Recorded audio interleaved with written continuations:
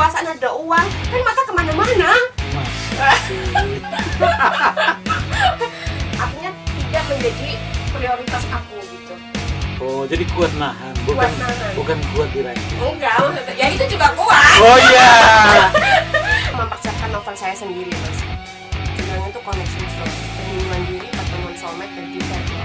Kami ingin memprovokasi Ayu untuk terus menggelorakan konservasi alam kepada para bupati, gubernur, wali kota yang menjadi calon klien Ayu, agar mereka mengembangkan kepemimpinan yang peduli konservasi. Biar Ayu senang, kita kasih dulu penghargaannya. Nah, penghargaannya itu begini. Can say thank you.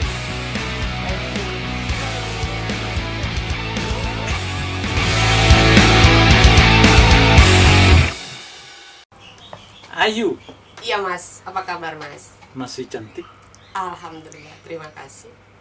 merasa cantik. Biasa-biasa aja sih. Mungkin karena namamu Ayu, Jadi Ayu ya. jadi Ayu, dan banyak bupati pun tertarik padamu.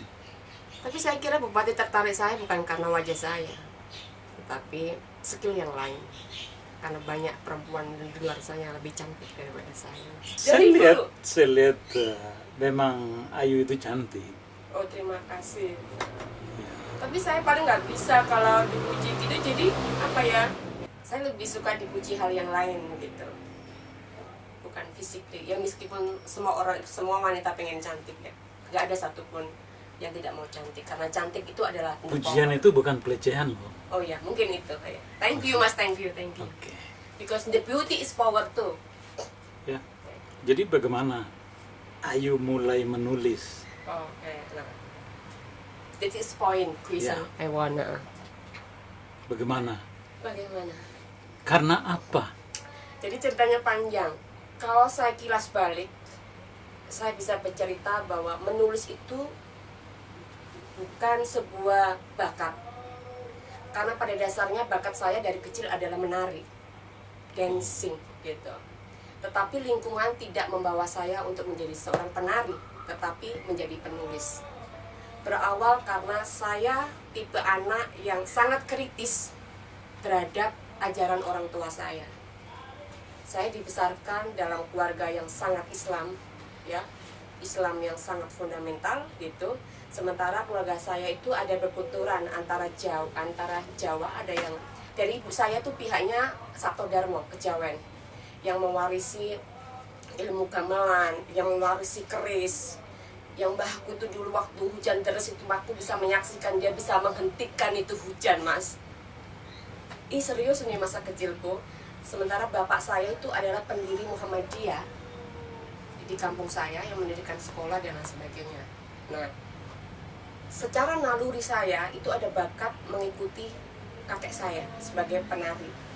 Kalau dengar gamelan itu selalu bergoyang saya gitu. Tetapi bapak saya tidak membolehkan bahwa menari itu dosa gitu. Bahwa perempuan itu nggak boleh potong rambut. Jadi dulu kecil saya itu rambut saya panjang banget gitu. Karena suara bapak adalah suara Tuhan gitu. Dan sebuah kebanggaan ketika anaknya bisa disekolahkan di pesantren. Jadi saya di kampung saya itu hanya sampai usia 6 tahun. Setelah itu saya sudah dikirimlah ke pesantren selama 6 tahun. Nah di pesantren 6 tahun itu kelas 1 sampai kelas 3 MTS saya tetap biasa saja. Tetapi yang bikin saya kritis ketika saya dimasukkan ke dalam MAPK, programnya Munawir Sajali. Oke, sejak itu Ayu merasa dikerangkeng? Tidak merasa terangkeng, cuma saya kemudian mendapatkan lompatan cara berpikir. Jadi ketika saya di MMPK itu kan kita belajar tentang kitab-kitab Al-Quran, teks hadis itu. Dan itu saya temukan banyak banget hadis-hadis yang tidak ramah pada perempuan.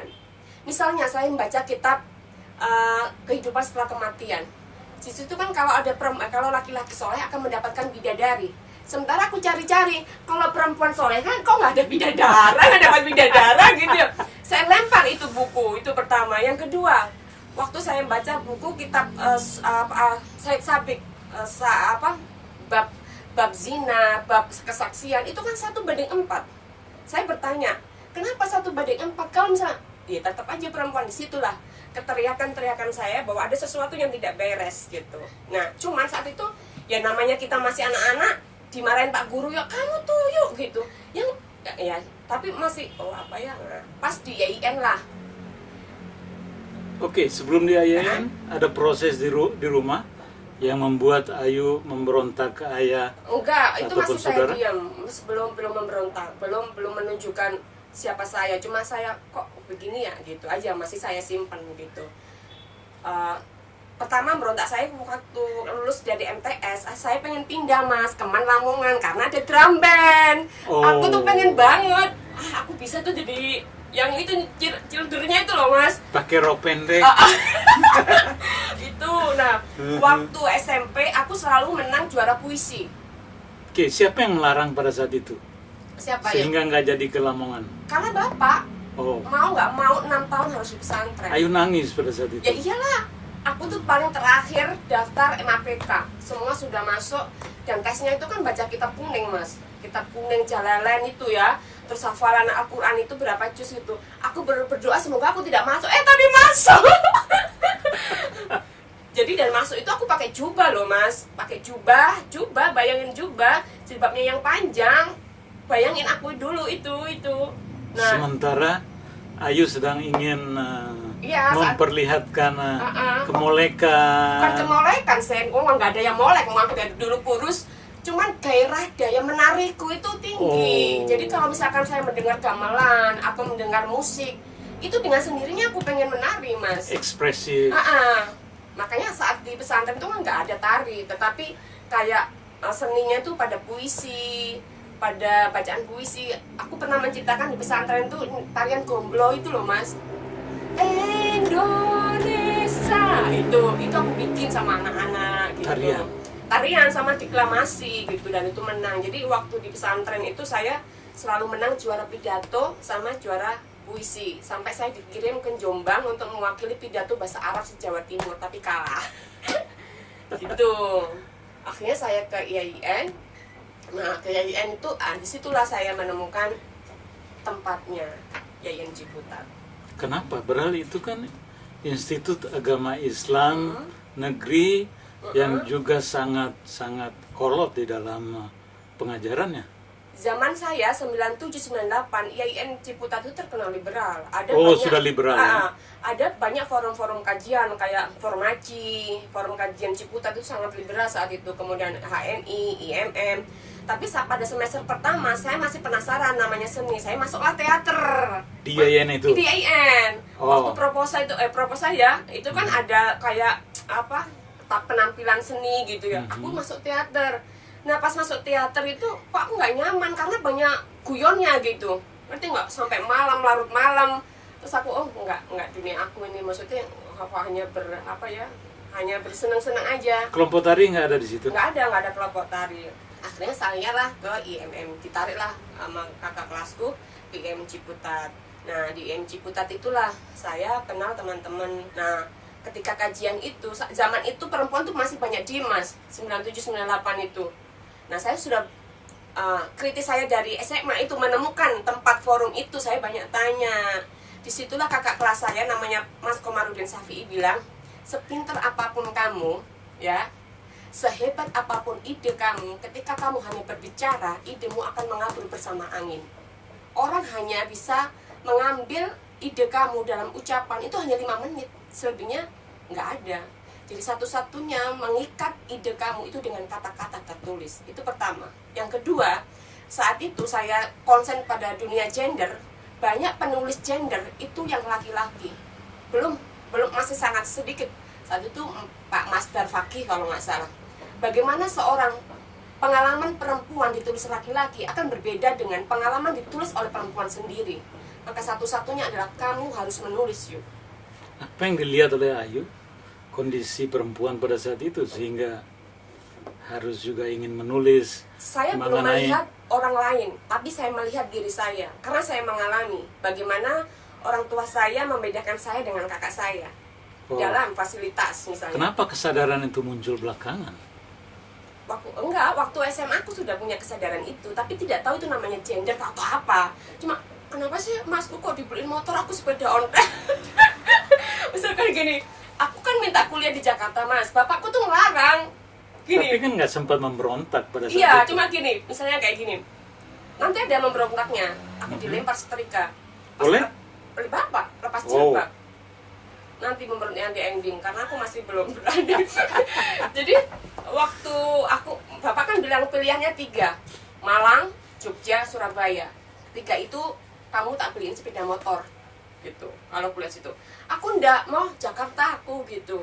Karena bagi saya teman-teman saya itu banyak semua tuh sekolah di situ. Kalau aku ke sekolah di situ ketemu itu aja. Aku pengen Jakarta gitu, nggak tahu mas, pengen Jakarta aja gitu. Akhirnya bapak ya udah daripada aku nggak mau kuliah, dibawalah saya ke Jakarta di IAIN gitu. Ceritanya begitu. Nah, panjang cerita, akhirnya saya pertama kali belajar nulis dari apa? Dari ngeresensi buku. Jadi kan menurut saya IMM yang paling bagus tuh IMM Ciputat mas. Hal tradisi belajar tulis dan menulis.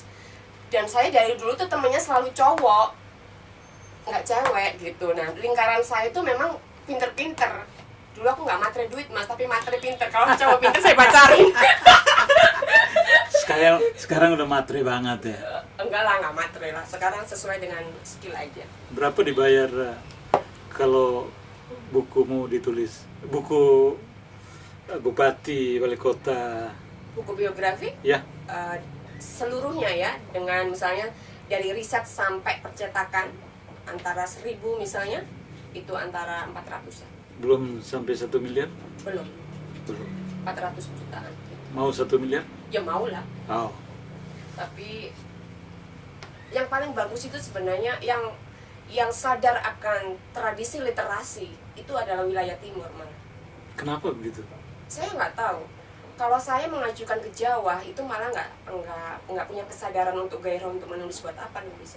Tapi kalau di Papua, di Maluku atau di Kalimantan atau di Sulawesi itu orang punya gairah untuk ya saya akan menulis gitu. Apalagi Papua. Makanya saya bilang kalau orang bilang Papua primitif, no, bagi saya hari ini Papua itu nggak primitif. Orang itu punya kesadaran membangun literasinya, membangun sejarahnya itu dari daerah Papua. Mereka sudah mulai sadar dengan apa yang sudah lakukan.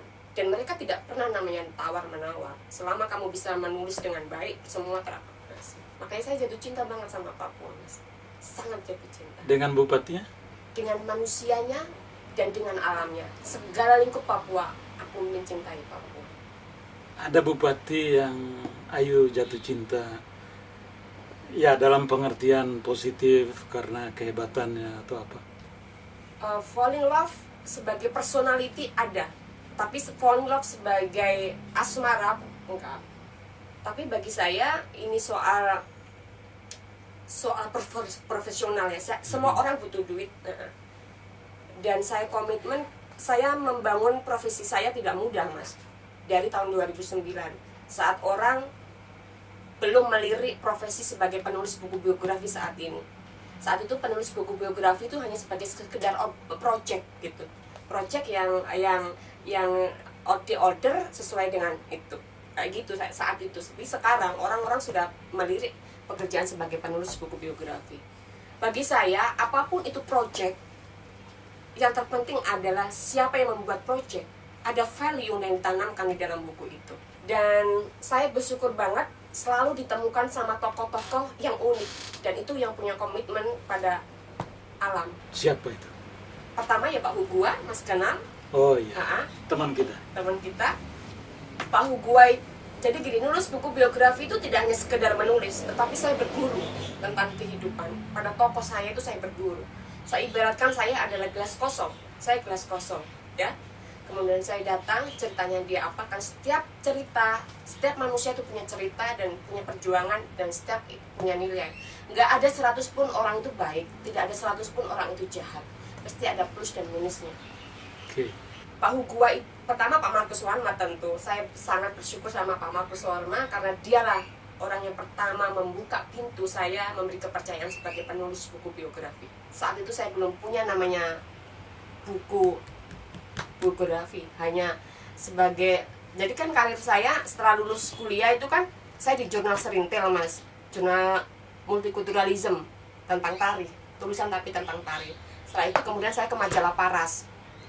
Tapi sebelum itu saya sudah biasa nulis di Kompas tentang jihad gender di Islam liberal.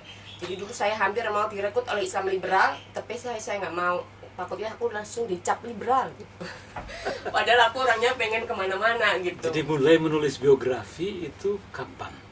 2009. 2009. Saat saya kerja di majalah Fiori, majalah lifestyle miliknya Singapura. Itu artinya 13 tahun yang lalu. 13 yang tahun lalu. Ayu masih muda. Sudah punya anak. Ya, tapi masih usia muda. 29. Usia 29. Nah, bagaimana menghindari agar ibu-ibu atau istri dari para bupati itu tidak cemburu? Apa yang Ayu lakukan? Ya, itu poin. Itu pertanyaan yang bagus. Karena itu biasa tidak pernah dilihat oleh orang lain. Jadi kalau saya turun ke lapangan, saya tidak pernah berdandan, Mas. Apa adanya saja. Nggak menempatkan saya sebagai anak Jakarta. Biar nggak kelihatan seksi gitu? Ya, biasa saja. Seperti anak-anak saja. Oh. Seperti anak yang riset biasa. Kan kalau kita menampakkan keuahannya, mistikan apa, ada sesuatu, tapi kalau kita biasa saja lungsut ya kayak di Wakatobi lah, mas tahu lah, lungsut dan lain sebagainya, ya kan biasa saja gitu. Tapi sejauh ini saya menempatkan pada tempatnya. Laki-laki kan begitu, Mas, kalau ada kekuasaan, ada uang, kan mata kemana-mana. Masa sih? Saya soal seks itu termasuk orang yang sangat kuat. Kuat nahan. Artinya tidak menjadi prioritas aku gitu. Oh, jadi kuat nahan, bukan kuat diranjang. Enggak, maksudnya, ya itu juga kuat. Oh iya. Ya kamu yoga, bayangin yoga kan. Enggak. Pasti kuat lah itu ya, dengan yoga ya. Cuman aku kan punya pengalaman bagaimana aku cerai yang karena perselingkuhan kan. Jadi saya tuh bernada dalam diri saya sendiri. Saya ingin bahagia, tetapi bahagia tidak merusak kebahagiaan orang lain. Itu sudah kayak komitmen pada diri saya sendiri. Meskipun itu diremek, maksudnya kamu nanti yang bagi saya itu sudah komitmen diri. Selama itu pasangan itu punya pasangan orang lain, mau ngasih aku apa saja, ya kita cinta platonis aja. Gitu. Kan cinta itu macam-macam ya, kita cinta platonis aja. Saya menunggu sampai tepat pada waktunya. Nah, tepat pada waktunya pasti panas. Saya akan menunggu. Semoga tahun ini saya menunggu. Oh. Kenapa begitu yakin? Karena sudah ada sinyal-sinyal. Oh. Boleh tahu bocorannya? Ya bukan orang Indonesia. Oh. Bukan bupati juga. Bukan. Itu saya selalu hindari. Bayangkan, Mas, kalau aku merusak satu hubungan dengan bupati. Sorry. Berarti dari bule ke bule lagi? Iya, saudaraku itu. Oh. Apa yang menarik dari mereka? Sehingga seorang penulis perempuan hebat ini menyukai bule. Aku nggak ngerti, Mas. Itu gairah tubuh ya. Saya belum. Jadi gini, kalau aku nggak bisa membahasakan. Cuma tubuh itu punya bahasa sendiri. Itu bukan kata-katamu, bukan? Ayo. Di Wakatobi, Mas mengatakan bahwa tubuh itu punya bahasanya sendiri, ayo. Dan itu yang ku alami juga. Jadi sinyalnya dari tubuh. Sinyal dari tubuh itu yang nggak bisa didefinisikan. Jadi seperti apa sinyal dari tubuh itu? Apa dia bergetar atau dia menari seperti masa ya, kecil? tahu aja sering-sering gitu, kayak gimana ya? Nggak tahu. Pokoknya aku tahu aja sinyalnya. Oh, aku suka dia gitu. Oh, dia gitu. Kadang itu namanya connection soul. Jadi makanya sekarang itu saya sedang mempersiapkan novel saya sendiri, Mas. Judulnya itu Connection Soul. Penyembuhan diri, pertemuan soulmate, dan divine love. Jadi saya itu selama ini bergerak itu mengikuti gerak hati ya. Kalau soal cinta, saya nggak pernah namanya mencintai orang karena dia ini, karena kalau aku cinta ya cinta. Meskipun toh aku babak belur. Pertama itu juga cinta, aku babak belur. Kedua pun cinta, aku babak belur. Akhirnya aku introspeksi diri, apa yang salah dari saya gitu. Apa yang salah dari saya gitu. Bagi saya, kemudian cinta dan relationship itu dua hal yang berbeda. Cinta itu energi Tuhan, semesta, untuk kita bersatu. Ada kesamaan. Saya tertegun loh ini. Ada kesamaan secara jiwa yang tidak bisa dibahasakan. Tetapi ketika untuk menjadi relationship, ini butuh skill. Cinta saja tidak cukup, tapi kedewasaan, lifestyle bareng sama-sama. Itu saya mendapatkan itu. Yang seperti itu. Ya, Ayu pernah dapatkan pada sosok siapa? Aku pernah mendapatkan yang paling bergairah aku itu sama pacarku yang terakhir di London, karena Boleh dia itu. dia guru saya, dan dulu saya bahasa Inggrisku belum bagus ya, tapi dia sudah tahu ya kayak connection so gitu. Tapi karena kedewasaannya saya lebih di atas daripada dia, ya kalau bisa saya katakan, dan dia kurang berani untuk berjuang, akhirnya ya berhenti di tengah jalan. Apalagi ada COVID, akhirnya dia kembali ke tempat asalnya. Oh, itu sedih sekali, Kandas. tapi ya karena sudah tidak, tapi koneksi sampai akhirnya kita benar-benar tidak bicara itu lebih dari 2 tahun, Mas. Masih sama-sama suka, tetapi ada jarak yang memang nggak bisa. Artinya memang memang ini bahasa Tuhan yang memang nggak bisa bersama. Ngerti nggak sih, Mas? Dipisahkan oleh COVID itu. Nggak hanya COVID, tapi Sebelum hal-hal yang COVID lain. berarti ya? Jadi sebelum COVID itu aku udah putus itu, Mas. Sedih banget. Artinya memang kita itu nggak bisa memaksakan. Ada sinyal-sinyal alam yang memang harus lepas. Ini bahasa sinyal. Bahasa sinyal. Sinyal alam. Sinyal alam. Bahasa tubuh, menari, bercerita, menulis. Apa yang Ayu lakukan sehabis ML? Menari?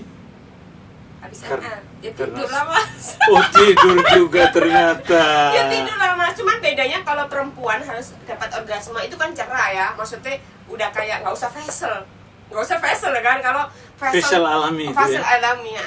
Dan bagi saya ML itu tidak hanya sekedar tubuh ya. ML itu penyatuan dan itu healing.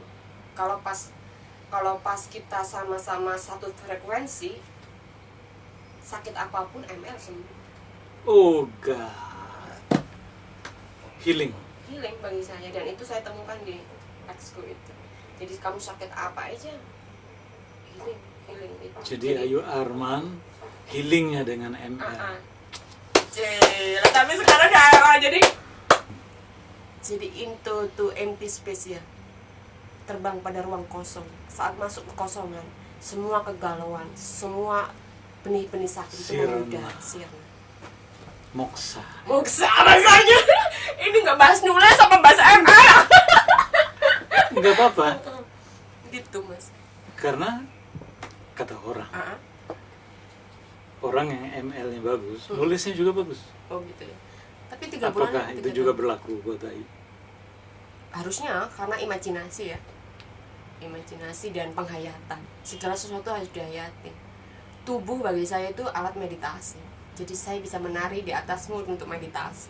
Wow, saya penasaran. Jadi benar, mari kita bukan Dengan tarianmu, tarian jiwamu. tarian jiwa.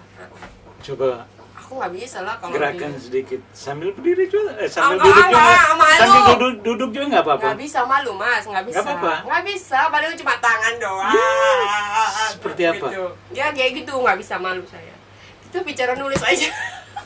Itu sebenarnya sisi yang lain yang tidak semua orang tahu, hanya circleku aja yang tahu. Jadi orang kan selama ini nganggap aku serius ya. Mas Taufik kan udah tahu ya karena dekat sama aku.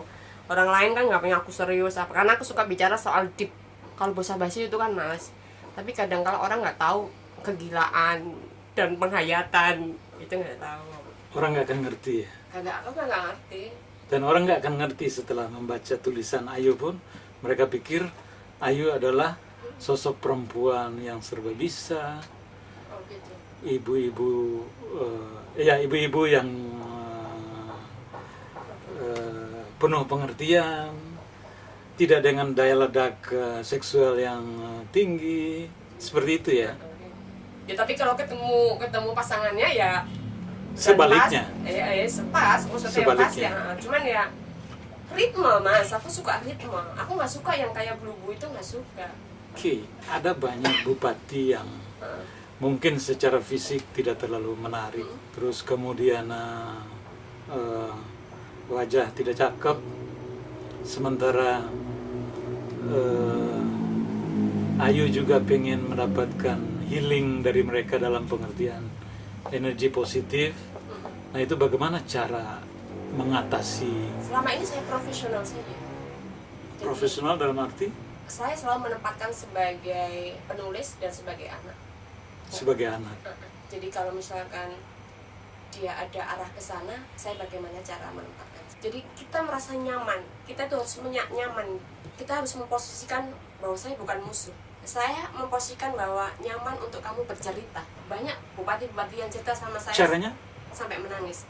Itu mengalir ya Mas ya. Beberapa bupati, bahkan Pak Abdul Ghafur yang kering itu saya wawancara itu sampai nangis. Apa yang Ayu lakukan sampai dia menangis? Menurut aku memahami dia sih, menempatkan dia.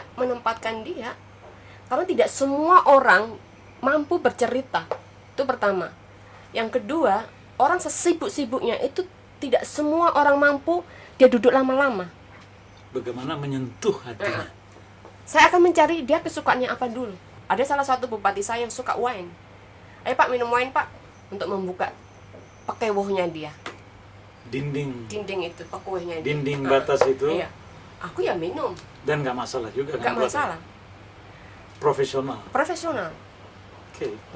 Tapi aku menjaga jarak, jangan sampai kemudian aku terbawa maksudnya. Jadi kepekaan membaca situasi itu penting. Itu pertama. Kedua, kepekaan membaca emosi. Dari mana Ayu belajar tentang itu? Padahal Ayu tidak belajar psikologi. Saya meditasi Mas, yoga. Saya sebenarnya 4%. Tahu Apa 4%? Apa itu? 4% adalah orang yang mampu menyerap energi orang. Orang yang paling enak diajak curhat itu 4%. Dan orang yang bisa membaca pikiran orang secara tidak langsung. Itu muncul begitu aja? Enggak, karena latihan meditasi. Jadi perjalanan saya itu bersyukur pada area tragedi saya. Ketika saya ditinggal suami saya dalam keadaan hamil, yaitu Mas, saya kan belajar yoga kundalini. Wow. Yoga kundalini pertama dulu kan aku sedih banget. Aku bertanya dari mana sih pikiran ini berasal. Aku nggak mau berpikir ini, tapi pikiran ini ada. Tapi jangan nangis. Saya belum menyiapkan tisu buatmu. Enggak. Oke. Yoga kundalini itulah yang mengasah kepekaan saya. Tidak hanya kepekaan membaca orang, kepekaan tubuh saya. Kalau ada energi tidak enak saja dan aku nggak pas, aku bisa pusing. Makanya itu yang aku menyebabkan aku nggak bisa di tengah keramaian sering-sering. Makanya itulah yang aku grounding selalu di alam. Kalau di alam kan langsung tiba-tiba kita segar karena kita menyedot.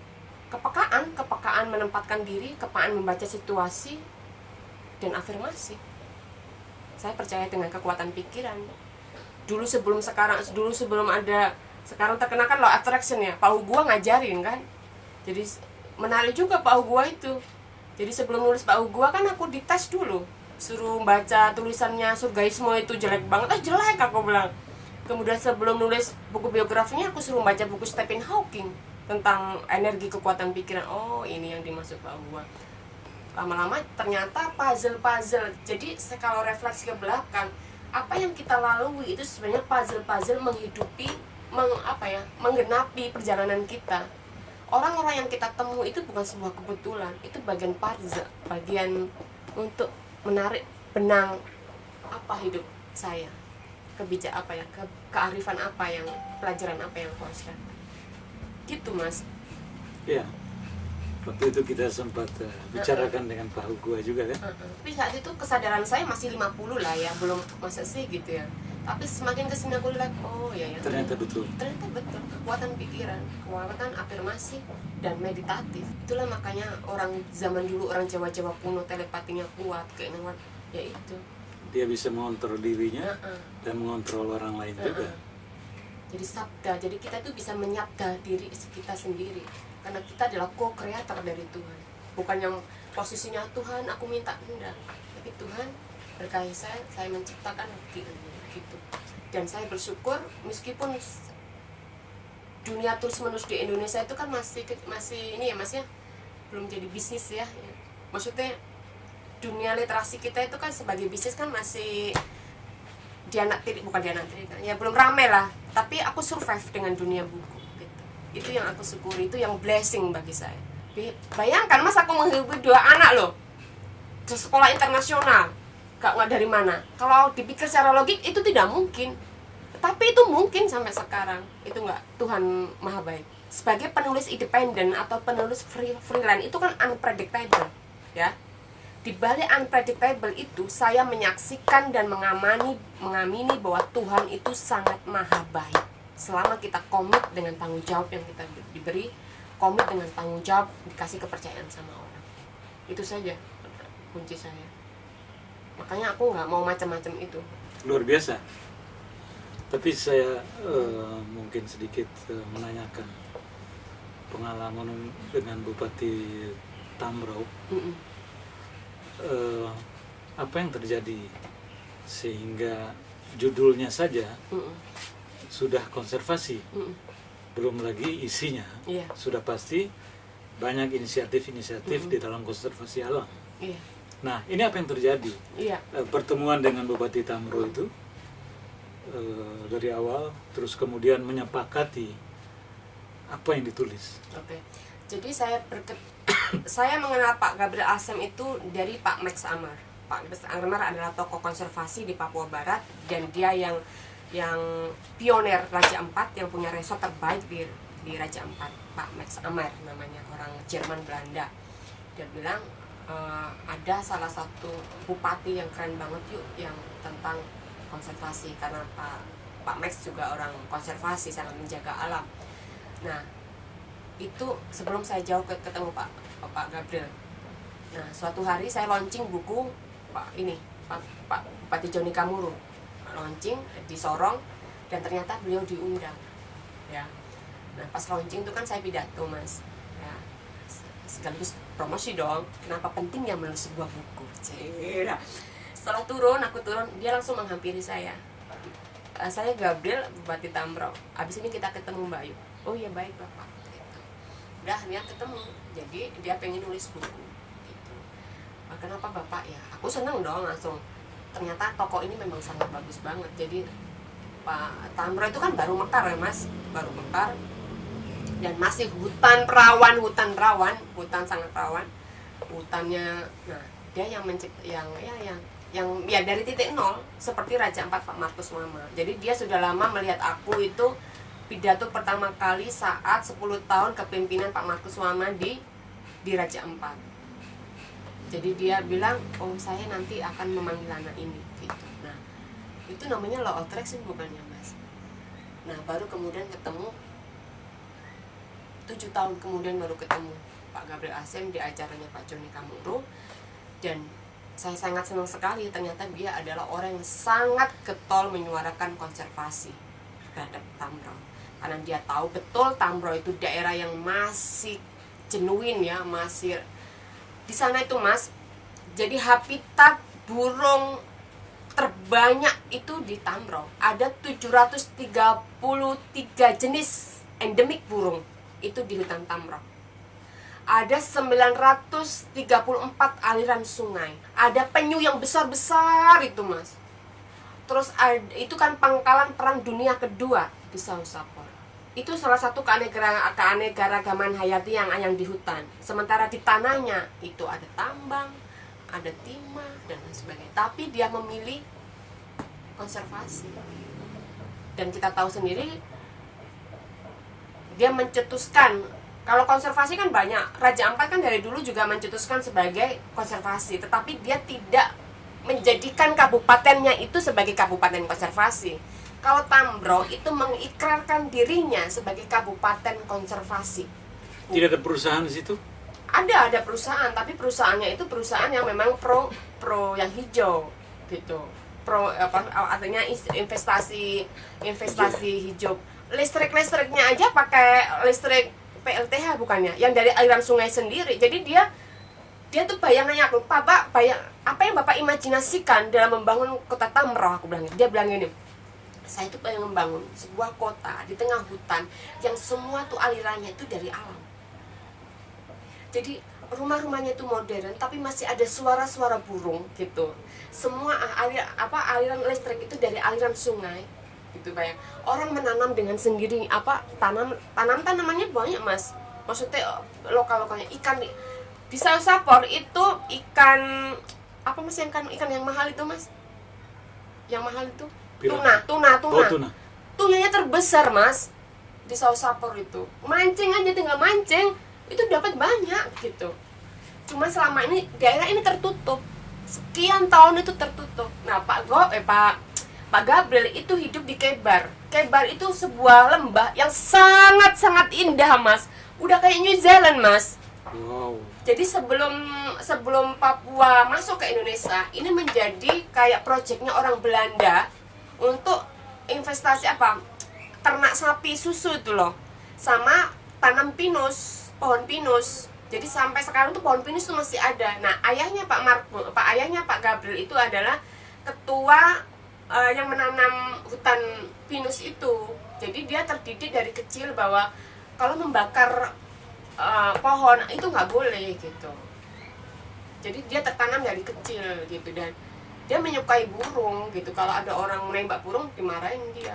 Nah, jadi sebelum Papua Barat mendeklarasikan sebagai provinsi konservasi, Pak Gabriel sesungguhnya sudah melakukan itu, baru kemudian dikopilah sama provinsi gitu.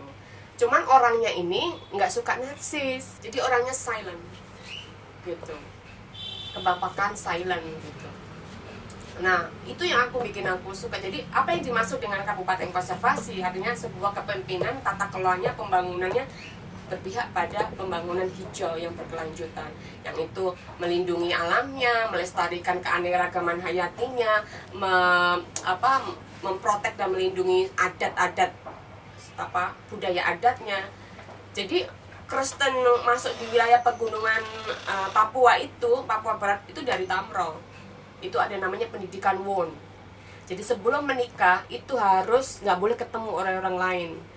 Dididik di dalam hutan. Jadi sendiri-sendiri. Seperti apa pendidikannya? Pendidikannya misalnya kamu dikasih suruh nanam misalnya dia tanaman gitu. Dikasih PR selama 3 bulan sampai dia panen. Kalau dia berhasil, baru dia boleh menikah. Wow. Misalkan dia ternak, kayak gitu. Jadi mereka, inilah yang aku bilang, kita tuh nggak bijak gitu kalau bilang Papua itu primitif gitu. Papua itu terbelakang. Kata siapa keterbelakangan mereka? Mereka tuh punya value sendiri dalam menata lingkungannya, menata hidupnya itu gitu. Dia punya kearifan sendiri gitu. Jangan dilihat dari kacamata kita dari sini gitu. Itu yang aku sangat jatuh cinta, ya itu gitu. Tidak ada kerusakan alam di sana oleh karena aktivitas perusahaan? Enggak ada. Cuma masih ada satu perusahaan menurut aku yang kata saya tanya, Pak itu masih ada perusahaan penambang, tapi dia maksudnya nggak membahayakan gitu, nggak. Kalau nggak ya tinggal nyuruh orang pergi. Jadi Pak Gabriel ini berulang kali dideketin investor dengan dia tetap menolak. Dan itu banyak pengakuannya. Dan sampai rela untuk menjadi miskin itu menurut aku. Dan yang saya acukan jempol itu ya dia berani menghutang 300 miliar itu untuk menyelesaikan pembangunan infrastruktur. Dan saya bersyukur banget Mas, saya bisa jalan darat dari Sorong sampai Manokwari. Itu menembus. Gila. Itu pengalaman yang luar biasa. Kalau jadi membuat jalan itu jangan dikira 1 meter, 2 meter itu bisa 1 miliar Mas bikin jalan di Papua itu, karena kan menurunin gunung, buka hutan gitu. Aku gila, dijelasin sama, kan kayak gitu kan aku wawancara sama dinas jalannya apa gimana, satu-satu aku. Nah, kenapa nulis buku biografi itu mahal ya Mas ya? Orang tidak memahami bagaimana saat riset itu misalnya, kok mahal banget ya, kemampuan riset mendetailkan. Nah itu aku harus satu-satu, misalnya tentang pembangunan gitu, jalan dan harus datang langsung. Aku harus minta terangin kenapa kok dana anggaran bikin jalan aja kok sampai ratusan miliar gitu misalnya. Dia akan menjelaskan, aku akan tanya sampai detail gitu. Jadi aku tahu, oh Tuhan, segini sampai sini aja lebih mahal daripada rumahku gitu. Jadi Pak Gabriel Asin itu saya sebagai leadership saya acungkan jempol. Sebagai leadership, dan dia merangkul semua orang, dan dia komit, dan dia berani menolak hal-hal yang menguntungkan itu demi menjaga Tamro. Apa udah lahir peraturan-peraturan daerah untuk kalau saya hitung ada berapa ya? Ada peraturannya, ada 32 peraturan kalau nggak saya. Itu dibikin peraturan-peraturannya. Semua peraturan di dalam undang-undang itu bentuk komitmen pemerintahan Tamro. Berarti setelah dia berakhir masa tugas nggak bisa. itu akan tetap, sebagai daerah konservasi. Daerah konservasi. Yang menariknya itu dia nggak mau listrik itu loh mas. Meskipun sebagian sekarang itu ya masih ada yang padam, tapi dia berusaha untuk bagaimana itu sungai-sungai itu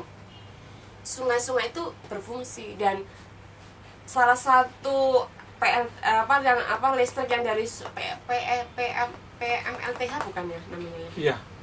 Terbesar di Papua Barat ya Sausapor, ya Batamro. Paling besar yang dari mana agar kita bisa datang ke Tamro itu? dari Sorong, Jakarta Sorong.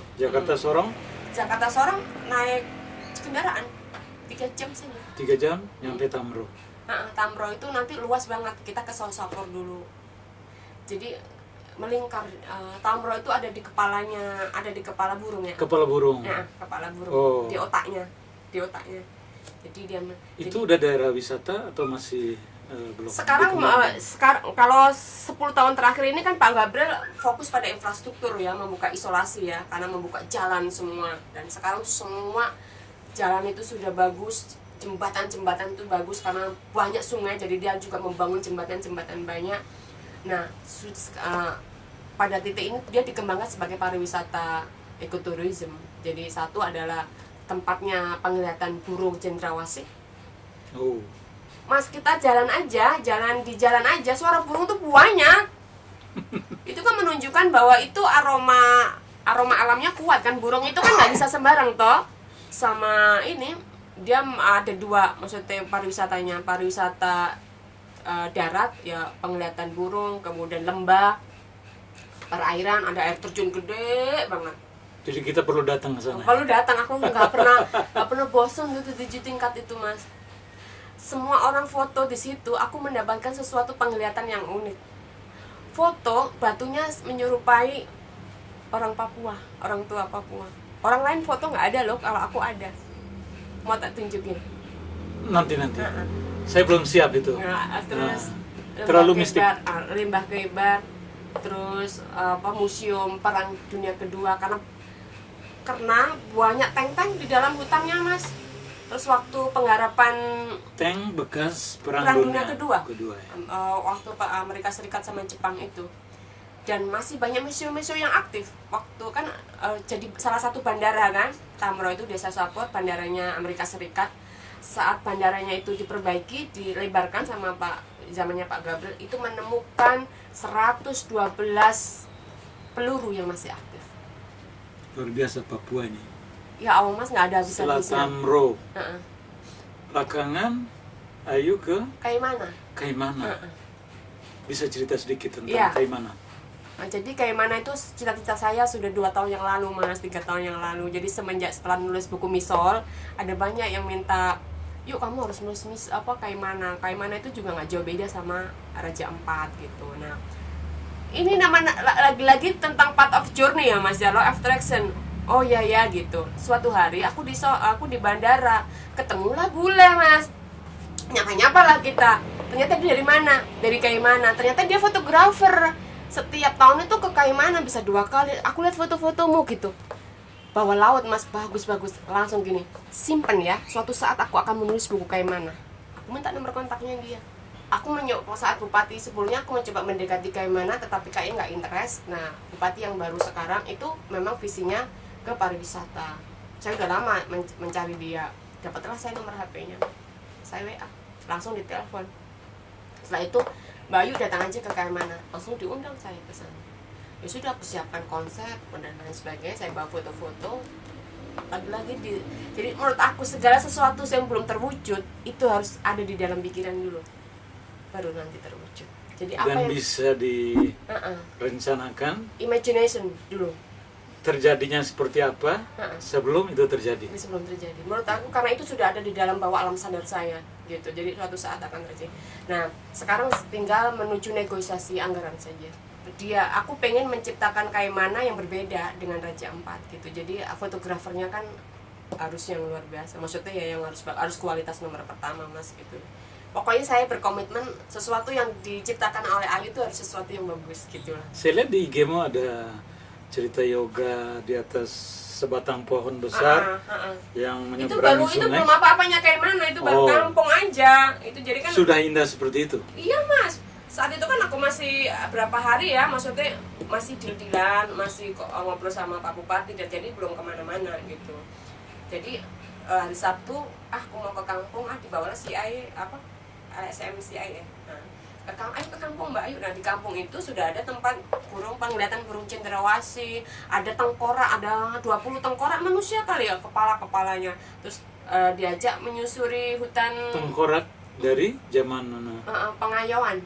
Oh, Di bawah ini apa kayak bukan gua sih, kayak bukit menjorok gitu ya, hampir kayak misol lah, mangrove, diajak jalan. Terus ada sungai itu bagus Mas, sungai itu laut di atas, masuk terus deket gitu aja, itu aja sudah gila ya. Memang aku nggak bisa dipisahkan dari alam, jadi aku akan seksi, foto saya akan seksi ketika aku di alam. Tapi kalau di tengah kota, fotoku nggak seksi Mas. Karena banyak saingannya. Kalau di alam kan cuma pohon-pohon ya, jadi seksi gitu. Begitu, jadi semoga doakan ini. merasa seksi? Enggak sih, seksi menurut Indonesia mungkin enggak ya, karena semua krempeng ayo. Kalau merasa seksi itu kan modal untuk Enggak. Kalau bela diri seksi, kita, kalau kan? aku seksi secara pikiran iya. Secara aku bisa. Seperti apa kok seksi secara pikiran? Yang menurut saya yang membuat cantik itu sebenarnya adalah daya spirit dan kemampuan dia berinteraksi dengan orang dengan segala tema. Itu adalah seksi. Meskipun bentuknya cantik, panelnya apa, ketika dayanya ndak ada, itu melempek Mas. Oh, melempeh itu apa itu? Maksudnya ya sekilas aja menyenangkan ya, baru nanti kesana ya udah bosen toh gitu. Tapi Oke. kalau Ajan. oke, sip. Pertanyaan saya simpel dan singkat. Apa yang membuat Mas mengundang saya dan memberi sebuah penghargaan? Ini sebuah pertama kali saya sangat apresiasi dan sangat bangga dan bahagia. Ternyata ada orang yang memantau saya dari jauh dan memberikan saya sebuah penghormatan, sebuah penghargaan. Ya, saya lihat IG-mu, saya lihat Facebook-mu penuh dengan cerita yang menarik. Oke. Dan saya kira ini makhluk istimewa yang harus saya undang di sini. Apa hanya dari situ? Kan selama ini kan banyak orang lewat Facebook, Instagram yang melakukan fake promotion. Ya, saya tahu Ayu dari beberapa tahun silam. Dan saya lihat perkembangannya juga luar biasa. Dan terakhir saya agak-agak terpana juga ketika Ayu menulis tentang Bupati Tambrau dengan judul yang sangat seksi sesuai dengan apa yang kami geluti saat sekarang, yaitu CSR, dan kami memberikan penghargaan Indonesia Green Award. Dan di tahun 2022 ini kami telah melaksanakan atau memberikan penghargaan Indonesia Green Award kepada banyak perusahaan dan kepada yayasan-yayasan dengan pimpinannya yang luar biasa. Nah, masih dalam rangka itu saya juga melihat sosok Ayu yang menulis Bupati Tambrau sebagai Bupati Konservasi.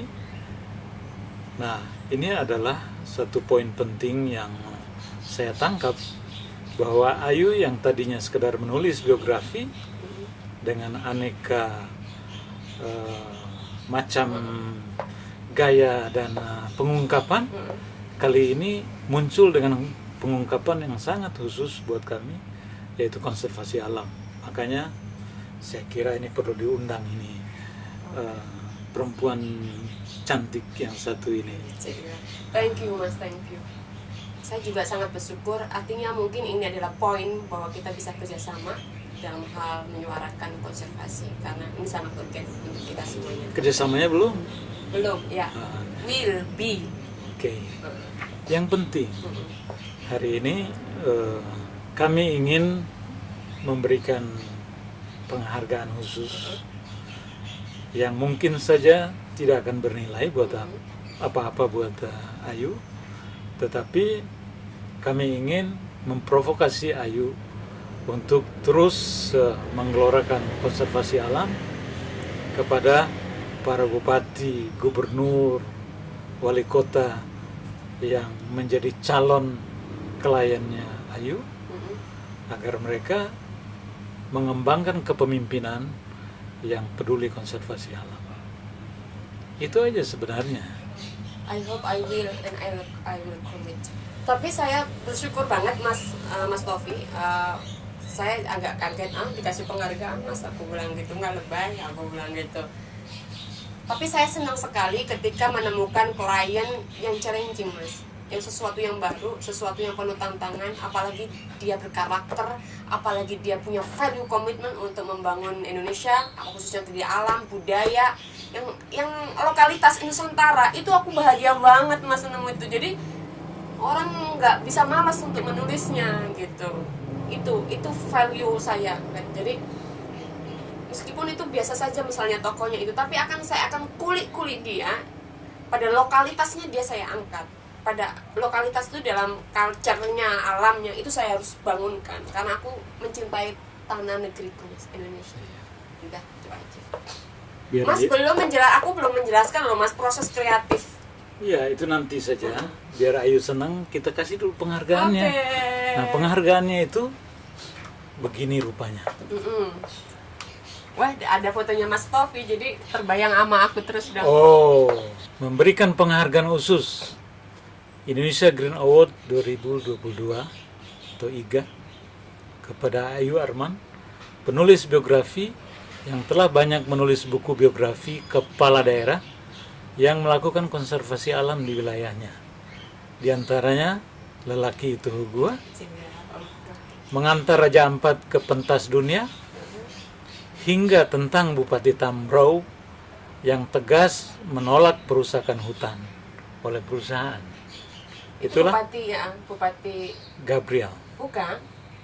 Gabriel bukan Bupati Tambrauw? Ada 4 yang peduli pada konservasi. Oh iya, ini salah satu. Salah hingga. satu, Ya.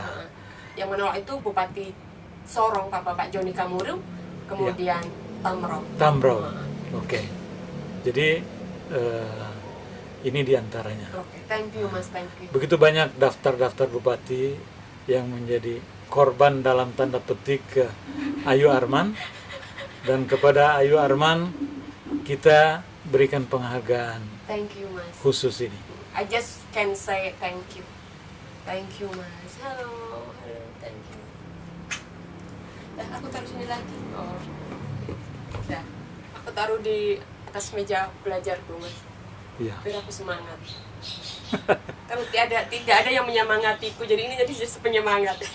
Atau ini menjadi suami sementara. sementara. Mas, ini. Menjadi suami sementara? Enggak. Jangan. Ketika ini saya masukkan dalam imajinasi saya, suami saya, nanti jangan datang ini. Tadi ingat semua dimasukkan di bawah alam sadar dulu. Oke. Jadi benar-benar real. Thank you, Mas. Baik. Thank you. Kita kupas. Saya boleh taruh situ, Mas? Boleh. Kita kupas satu-satu tentang proses menulis yang dimulai sudah tadi kita cerita panjang lebar. Nah, saat ini bisa ceritakan tentang apa yang menjadi energi ketika menuliskan tentang seseorang. Padahal bahan-bahan sudah terhidang di atas meja, survei dan segala macam sudah dilakukan. Energi apa yang dibutuhkan untuk memulai menulis? Meditasi. Meditasi. Kenapa meditasi? Bagi saya, penulis dibutuhkan untuk ruang senyap, untuk menyenapkan semua data yang sudah berserak, yang sudah kita input, baik yang kita lihat, baik yang kita dengar, baik yang kita baca. Itu semua data itu berkelimpahan. Saat kita mengolah, kita butuh imajinasi. Imajinasi itu hadir saat kita dalam keadaan senyap dan hening. Disitulah bahwa alam sadar kita akan berbicara. Dari mana kita akan memulai? Maka disitulah mahalnya seorang penulis itu adalah pada penggalian data. Penggalian data itu tidak semua orang mampu untuk menggali data. Ada tokoh yang susah berbicara, ada tokoh yang pintar berbicara, tapi ada juga tokoh yang fake ketika berbicara. Di situ dibutuhkan kepekaan. Nah, ketika wawancara itu juga ada circle pertama, circle kedua, circle ketiga untuk mencari data. Kelebihan seorang penulis adalah pada data. Kalau penulis tidak punya data, ya nggak bisa nulis. Ayu lakukan sendiri? Lakukan sendiri. Saya pernah mencoba untuk menggunakan tim ketika riset, tetapi tidak menyatu di dalam saya. Makanya ketika riset dan penulisan, saya sendiri yang turun. Karena berbeda, Mas, apa yang kita dengar dan kita terjun langsung, kulit itu merekam apa yang kita rasakan, apa yang kita lihat. Meskipun nanti wawancaranya itu kita sudah tidak membutuhkan, bawah alam sadar kita membaca itu, dan kalau kita hening, dia akan keluar. Itu pertama. Setelah kumpul semua data, kemudian aku pulang akan mengheningkan dulu. Hening. Kemudian saya akan, misalnya dia tokoh konservasi, buku apa yang saya harus baca untuk mendukung reportasi saya tadi. Saya akan cari buku-buku konservasi, tokoh-tokoh konservasi, saya baca itu semua. Udah, ya riset udah, pembacaan literasi udah, tinggal memasak otak kita. Bawah Amsterdam yang bermain, dari mana angle itu akan berbicara dulu. Nah, disitulah yang saya tidak bisa memberikan trik, yaitu imajinatif itu spontanity dan liar gitu, nggak tahu dari mana gitu. Nah, bagaimana memulai kata pertama ketika kita mengetikkannya? Itu nggak bisa dibakukan, Mas. Itu nggak bisa dibakukan. Jadi setiap orang berbeda? Setiap orang berbeda. Saya tapi pernah mengalami saya kekeringan. Tipenya itu tuh. Untungnya saya punya editor yang sangat bagus. Namanya Muhyiddin M. Dahlan. Ketika dia membaca saya dan tulisan saya kering, dia tahu. Kamu baca lagi. Dibuat basah oleh dia? Enggak, dia bikin basah. Dia sudah enggak bikin basah. Kemampuan dia itu adalah mengubah judul. Seperti Mas, judul itu. Jadi misalkan judulnya nggak bagus, ini hal-hal yang remeh gitu. Nah, dia tahu saya kering kata, itu dia tahu karena saking deketnya. Kamu baca lagi buku, kamu bacalah buku ini. Jadi makanya saya tertolong oleh tim saya yang sangat menyupport saya dalam menyuplai buku apa yang harus saya baca. Itu harus pertama. Nah, kedua adalah mendekonstruksi cerita. Karena menulis buku biografi itu kan biar nggak bosan itu kan didekonstruksi, Mas. Ada puzzle-puzzle yang hilang dan kita rekayasa. Tapi rekayasanya itu tidak jauh dari ceritanya dia. Dari mana kita harus memulai, dari mana itu bagus apa tidak. Nah, misalnya kayak konservasi, berarti angle cerita hidupnya saya ambilkan cerita yang mengarah pada konservasi. Kan pasti banyak ceritanya. Cerita ayahnya, cerita ibunya yang mengarah pada konservasi, ya meskipun dia tidak tahu bahwa itu teori konservasi. Cuplikan kata.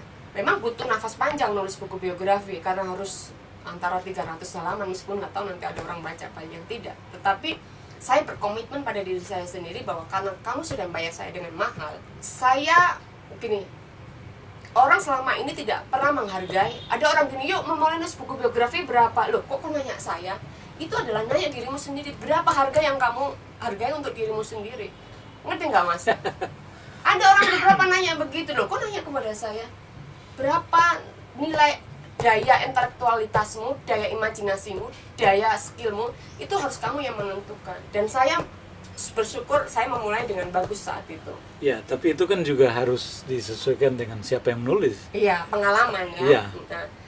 Nah, setidak itu aja sih. Terus yang ketiga, menulis bagi saya itu bagian dari hidup, Mas. Saya sudah tidak bisa dilepaskan dari menulis.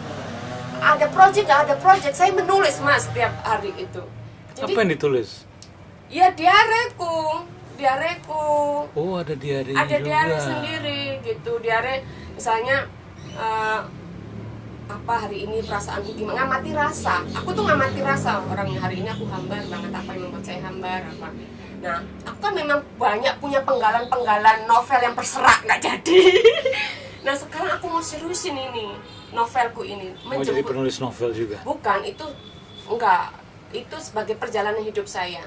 Nanti akan kuserahkan kepada pasangan soulmate saya ketika mau menikah jadi souvenir. Jadi karena itu adalah proses perjalanan healing, sama saya masih untuk meyakinkan untuk percaya pada cinta. Kedengarannya indah sekali. Emang indah. Ya begitu mas, saya sudah selesai nulis, saya kerahkan kepada editor. Nah, saya selalu mendeadline-kan diri. 1 minggu 1 bab. Nggak boleh. Kenapa saya begitu? Karena saya punya tanggungan hidup, ya. Jadi kadangkala kalau orang hidup dalam keadaan nyaman, itu membuat kita malas. Ketidaknyamanan yang kita dikejar oleh kebutuhan itu penting, mas. Itu penting bagi saya. Menghidupi dua anak sendiri dengan berbagai macam kebutuhannya. Iya mas. Semua dipenuhi dari hasil menulis. Iya, pure menulis. Jadi saya punya nilai bahwa anakku harus makan dari tanganku halal. Itu saya pegang. Sekarang sudah punya rumah pribadi? Sudah mas, alhamdulillah. Dan itu sudah lama? Sudah lama, dari masanya Pak Hugua. Pak Hugua itu yang harus kamu tanamkan itu, dan itu terjadi. Mobil udah berapa? 1 aja lah mas. Oh, 1 cukup ya? Ya cukup Pak. Saya bukan tipe orang yang itu. Ya saya kira seperti Crazy Rich yang mengkoleksi mobil. Enggak lah, enggak penting itu. Enggak penting ya? Ya maksudnya ya, kalaupun kaya cuma 1, 2 udah cukup, enggak lah begitu. Sekolah mas, aku pendidikan anak itu yang dilakukan bapak kepada saya. Kalau bapak nggak ngasih aku pendidikan, ya aku jadi apa coba? Aku sekarang hari ini adalah karena bapak saya disekolahin. Zaman SMA ada guru saya melamar aku. Apa yang dilakukan bapak? Dimarahin itu guru tuh. Anakku akan kuliah. Nah, itu aku ingat. Jadi aku pengen anakku itu nanti begitu. Aku nggak bisa ngasih apa-apa, hanya pendidikan. Udah, setelah selesai nulis, editor masuk. Semua tim saya itu nggak kantoran loh.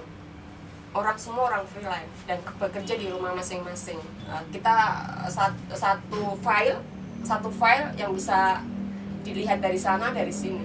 Nanti di drive, aku di Jakarta, aku semua di Jogja, Mas Reza di sebelah sana. Jadi aku ngetik, ya dia tahu aku ngetik, udah. Jadi gitu. Setelah itu baru kemudian ke layout.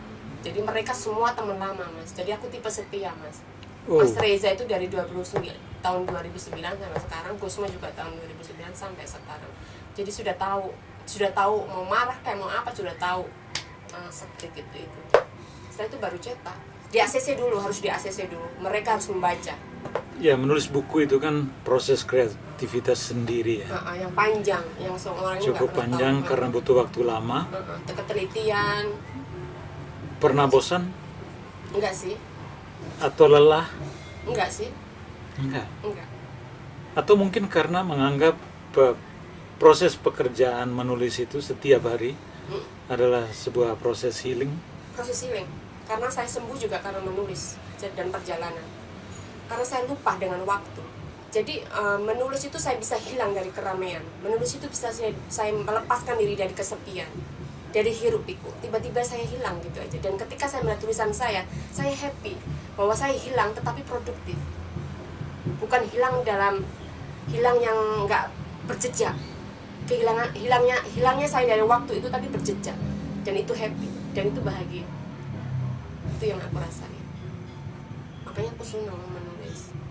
Jadi kalau bagi orang lain, menulis itu bisa menyembuhkan. Iya, writing is healing, man. Luka batin. Aku sudah nggak punya luka batin. Tapi itu ya memang benar. Apalagi perempuan-perempuan yang punya luka batin itu harus menulis. Karena mereka tidak bisa menyuarakan ya. Tapi kan nggak harus menulis buku yang serius. Enggak juga. Kan bisa menulis di Facebook. Ya riskan tapi menulis di Facebook. Ya kalau semua disamarkan kan bisa saja. Iya, betul ya. Nggak harus. Intinya menulis saja lah. Menulis dimanapun pokoknya. Entah di Facebook, entah di Twitter, di kertas, di tisu, buku. Tapi bagaimana caranya agar perempuan yang menulis ya atau yang galau itu agar tidak terasa sebagai sebuah ungkapan kegalauan atau curhat ke publik, bagaimana caranya? Tergantung pada perspektif dan kedalaman batin seseorang. Makanya penulis itu akan berbeda-beda. Semakin dalam. Bukan penulis, tapi orang biasa yang disuruh menulis sebagai metode penyembuhannya. Bagaimana agar tulisannya itu tidak sebagai curhatan yang sensitif? Kembali ke tipologi psikologinya masing-masing. Dia frontal dan emosional, dia langsung seketika. Tetapi kalau dia punya kepekaan dan kesadaran akan apa yang dia tulis, dia akan berhati-hati. Jadi harus sadar ya? Iya, punya kesadaran, awareness. Makanya perlu hati-hati. Berhati-hati. Ketika lagi-lagi nasihatnya Pak Hugua bilang, hati-hati dengan kata-kata. Kata-kata adalah energi. Apa yang kamu lempar akan kembali kepada dirimu sendiri. Wow. Aku masih ingat itu kata-kata Pak Hugua, mengingatin aku. You are writer, beware with your word. Setiap kata Adalah energi. Every word is energy. Dan setiap kata yang kamu lemparkan akan kembali kepada dirimu sendiri. Jadi beware with your word. kata-kata baik akan kembali baik, kata-kata buruk akan kembali buruk pada nasib kita. Jadi Pak Hugua itu guru saya loh, guru hidup saya. Nasihat yang bijak. Ketika dia tahu kasusku itu, kamu jangan salahkan, coba koreksi dirimu. Oh iya juga ya. Ternyata aku dulu tanpa sadar waktu menjadi feminisme, mendampingi para KDRT itu, bayangan saya yang keren itu. Ayu Arman pernah feminis? Ya pernah lah. Sampai sekarang? Sekarang enggak. Sekarang saya lebih lentur. Kenapa? Bagi saya, feminisme itu bukan sebagai jalan hidup, tapi feminisme adalah sebagai alat tool menganalisis sebuah ketidakadilan sosial. Bukan menjadi gaya style saya. Kan ada orang. Bukan sesuatu yang permanen sebagai identitas? Kalau aku tidak, aku hanya sebagai salah satu pintu analisis sosial melihat ketidakadilan. Tapi saya tidak menjadikan itu sebagai gaya style saya yang kemudian anti laki-laki. Enggak. Karena hidup itu butuh keseimbangan antara laki-laki dan perempuan. Ketika kemudian perempuan menempatkan bahwa dia feminis, tidak butuh dengan laki-laki, dia melakukan kekerasan juga pada dasarnya. So balancing. Bukan begitu? Wih, luar biasa. Cira. Ayu Arman. Seksi, Bo. Seksi sekali pemikirannya. Berbeda dari yang saya kenal yang dulu. Sekian tahun lalu. Dulu sangat genderis banget, sangat feminis banget. Iya, dicolek berantem. Dicolek aja, apa lu gitu kan. Sekarang kalau dicolek aku seneng, ya udah colek terus dong. Saya banyak berubah setelah belajar feminis multikulturalisme ya. Menangis itu bukan lemah. Lemah lembut itu bukan kelemahan. Itu juga kekuatan yang bisa kamu manfaatkan pada tempatnya. Kapan seharusnya kita menangis? Ya lihat kondisi. Ya kalau kamu pengen menangis saja. Cuman kalau misalnya kan bilangnya jangan menangis itu lemah, cewek lemah lembut itu lemah gitu. Kadangkala dengan kelemah lembutan sebagai kekuatan untuk menundukkan laki-laki juga. Jadi itu strategi perempuan. Strategi saya. Jadi lagi-lagi kenali tempatmu, kenali kondisi, bukan begitu. Yang begitu saja Mas. Mengalir saja seperti Mas. Apa yang menjadi mimpimu lagi? Saya nggak muluk-muluk Mas. Mimpi saya pengen punya novel selain buku biografi tadi, novel yang menyemangati perempuan Indonesia untuk menjadi dirinya sendiri dan menemukan cintanya dengan caranya masing-masing. Itu pertama. Yang kedua, aku pokoknya pengen menjadi penulis yang kaya, dan itu yang jarang. Kayak uang, materi? Ya kayak pengalaman, kayak uang, dan pokoknya namanya abuden gitu. Jadi tapi penulis yang menyuarakan kecantikan Indonesia itu yang pertama. Yang kedua, aku pengen anakku tumbuh jadi orang yang baik dan pintar sama menemukan pasangan hidup saya. Wow. Itu Mas. Halo, ada yang berminat Tapi jangan dijual gitu dong. Sama menemukan pasangan selamat saya. Itu yang belum saya temukan. Tapi berat ini. Mendapatkan Ayu ini berat. Oh, Mas enggak, aku simpel kok. Masa? Aku simple woman, hanya perlu dicintai dan disayangi dan saling mencintai. Seperti apa? Tadi katanya dengan berbagai syarat-syarat itu? Enggak, saya nggak punya syarat yang muluk-muluk. Pasangan saya bukan hanya sekedar kekasih. Pasangan saya adalah mitra, saling berjalan bersama dalam tumbuh kembangnya kita sebagai manusia mengarah yang lebih baik. Itu aja, saling mencintai dan dicintai. saling apa ya, ya saling tumbuh kembang gitu. Nggak usah macam-macam, nggak harus dia kaya, apa yang penting dia berkarya loh. Tapi yang jelas ada gerak itu loh mas, ada gerak. Ada daya, ada elektriknya itu loh mas, kok yang Bergetar. Itu aja sih mas. Susah Itu buat, aku belum menemukan mas. susah buat laki-laki menggetarkan Ayu Arman. Ada sih mas, Oh, tapi nggak tahu dia apa tidak. Tapi aku percaya jika itu semua takdir saya ya akan menjadi diri. Kayak gitu nggak sih mas? Kita percaya begitu atau gimana? iya. Karena lama banget loh aku susah, bukan nggak boleh ngomong susah ya. Jadi aku menunggu saja. Semoga dia. Apa yang paling mudah? Syarat yang paling mudah agar Gerak hati hatiku. pintu hatimu itu bergerak. Biar saya umumkan sekarang. Tidak ada syarat mas. Itu tuh dengan sendirinya. Tiba-tiba itu yang nggak bisa diterka gitu. Itu ya dengan sendirinya gitu yang muncul. Makanya aku dulu bertanya, what is love gitu? What love is connection gitu. Kenapa kita punya connection sama dia gitu? Kan kita tiba-tiba connection ya, misalnya, oh mungkin kemiripan akan menarik kemiripan sehingga kita merasa cocok dan depan. Tapi ada orang yang sama-sama mirip tetapi tidak ada daya elektriknya. Apa yang membuat itu daya elektrik? Itu aku cari loh mas, apa yang membuat kita jatuh cinta? Kemudian cinta, kenapa dia kemudian memudar? Akhirnya aku belajar tentang rasa. Mungkin terlalu banyak. Enggak ada. Terlalu banyak Ayu mempelajarinya sehingga kemudian menjadi Saking banyak teori. terlalu banyak teorinya. Enggak, itu pencarian saya. Jadi pencarian saya itu berawal dari pengalaman hidup. Aku tuh juga pengen dong mas, kayak teman-temanku yang lain, gampang banget habis ini pacaran ini. Aku sudah ya udah aku mau coba ya gitu. Ya nggak bisa, tubuh itu nggak bisa bergetar, malah gemeteran gue. Gitu, jadi ya ngikutin gerak hati saja gitu.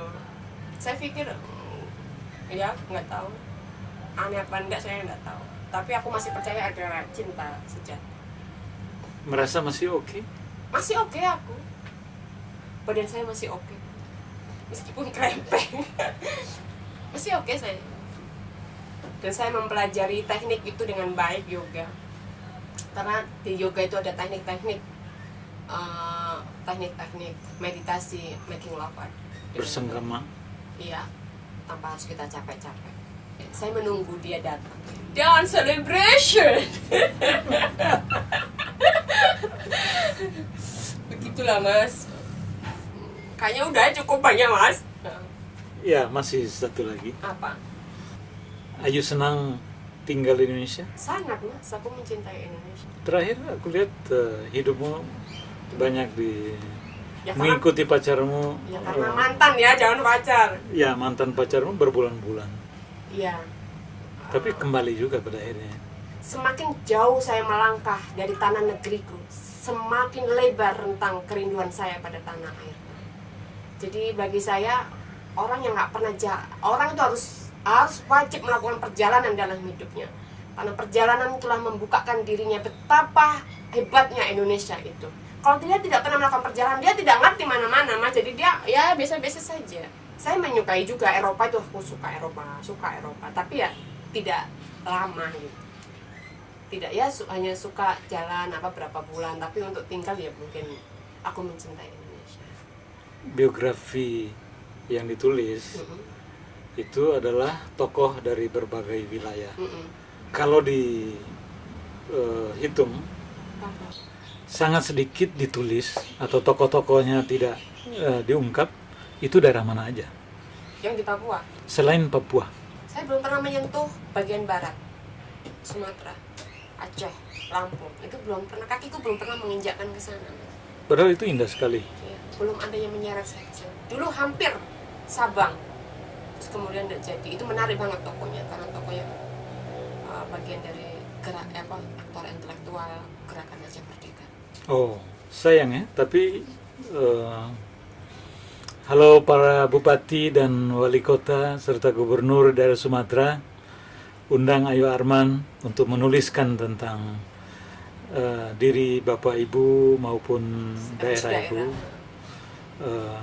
ditulis dengan sangat menarik karena dari Ayu Arman sudah lahir puluhan buku tentang kepala daerah, tentang tempat-tempat wisata yang menarik di daerah-daerah Papua, Sulawesi, dan beberapa daerah Maluku. Saatnya kita akan mengakhiri perbincangan ini, dan saya merasa terkesan, sangat terkesan. Dan saya thank you banget Mas Taufik, pada thank you. Ayu Arman, seorang penulis perempuan yang hanya beberapa, tetapi yang ini masih sangat eksis dan berkelana kemana-mana sebagai seorang penulis maupun seorang penjelajah Nusantara yang luar biasa. Thank you Mas Taufik. Terima kasih. Salam mentang Mas. Thank you.